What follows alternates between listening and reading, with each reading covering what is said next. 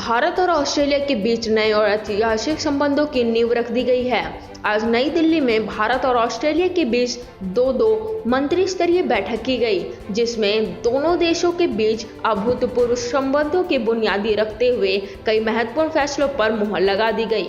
इस बैठक में भारत की तरफ से रक्षा मंत्री राजनाथ सिंह और भारतीय विदेश मंत्री एस जयशंकर शामिल हुए हैं, तो ऑस्ट्रेलिया की तरफ से रक्षा मंत्री पीटर डटन और विदेश मंत्री मॉरिस पायनेस शामिल हुए हैं। पिछले कुछ सालों में भारत और ऑस्ट्रेलिया काफी करीब आए हैं, खासकर दोनों देश रक्षा संबंधों को लेकर काफी नजदीक आ गए हैं।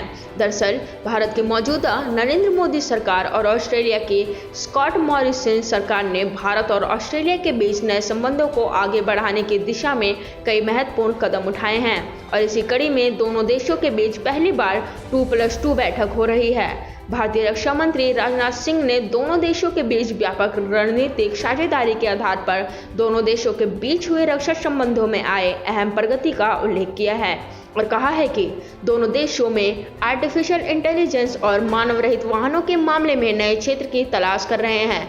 2+2 वार्ता में भारत सरकार के मंत्रियों के साथ ही भारत के CDS बिपिन रावत भी हिस्सा लिए हैं। वहीं भारतीय रक्षा मंत्री ने कहा कि द्विपक्षीय और बहुपक्षीय संबंधों से संयुक्त अभ्यास की वजह से दोनों देशों की सेना के बीच आपसी तालमेल काफी बड़ा है।